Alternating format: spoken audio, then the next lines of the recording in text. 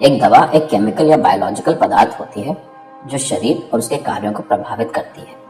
आइए समझते हैं कैसे। एस्पिरिन का उदाहरण लेकर। एस्पिरिन की गोली निगल लेने के बाद वह आपके डाइजेस्टिव सिस्टम में कई चरणों की यात्रा पर जाएगी। चलिए देखते हैं।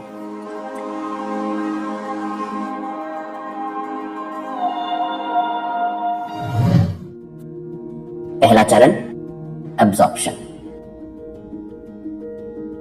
एस्पिरिन की गोली खाने की नली से होकर पेट तक पहुंचती है, जहां ये बहुत छोटे छोटे कणों में टूट जाती है।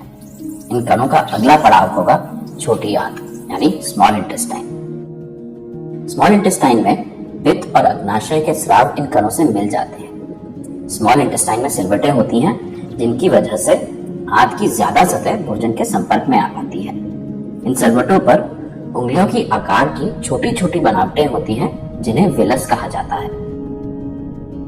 हर विलस में ब्लड कैपिलरीज होती हैं। विलस पोषक तत्वों, जिन्हें यहाँ पर हरे रंग में दिखाया गया है, उनको अवशोषित करके इन कैपिलरीज को दे देते हैं। दवा का अवशोषण तब होता है जब वे प्रवेश करती है खून में, जो कि दवा को पूरे शरीर में फैला देता है। अगला चरण, डिस्ट्रीब्यूशन।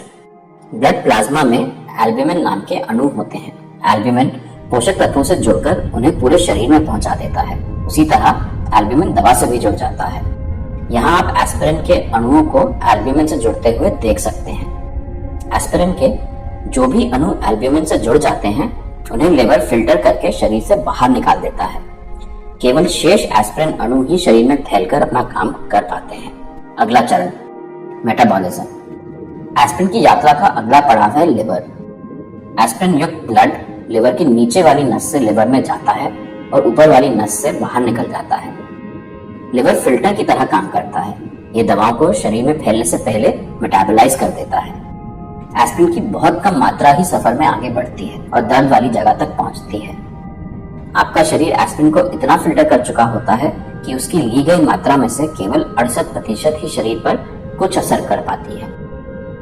इस प्रतिशत को दवा की जैव उपलब्धता या बायो अवेलेबिलिटी कहा जाता है। अगला चरण, एक्शन। अब हम उस जगह पहुंच चुके हैं जहां स्किन के टिश्यू को चोट लगी है। स्किन टिश्यू यहां प्रोस्टाग्लैंडिन नाम का एक केमिकल बना रहे हैं, जो सूजन पैदा कर रहा है। प्रोस्टाग्लैंडिन स्किन में मौजूद उन नर्व्स को भी संदेश भेज रहे हैं जो दर्द का एहसास होने के लिए जिम्मेदार होती हैं। एस्पिरिन के अणु खून के माध्यम से यहाँ पहुंचकर इस प्रोस्टाग्लैंडिन को बनने से रोक देते हैं। इससे सूजन कम हो जाती है और दर्द का एहसास भी कम हो जाता है। यानी एस्पिरिन ने अपना काम कर दिया। आखिरी चरण, एक्सक्रीशन या दवा का शरीर से बाहर निकलना। खून में बची हुई एस्पिरिन इसी तरह शरीर में घूमती रहती है जब तक कि वह पूरी तरह से इस्तेमाल नहीं हो जाती या शरीर से बाहर नहीं निकाल दी जाती।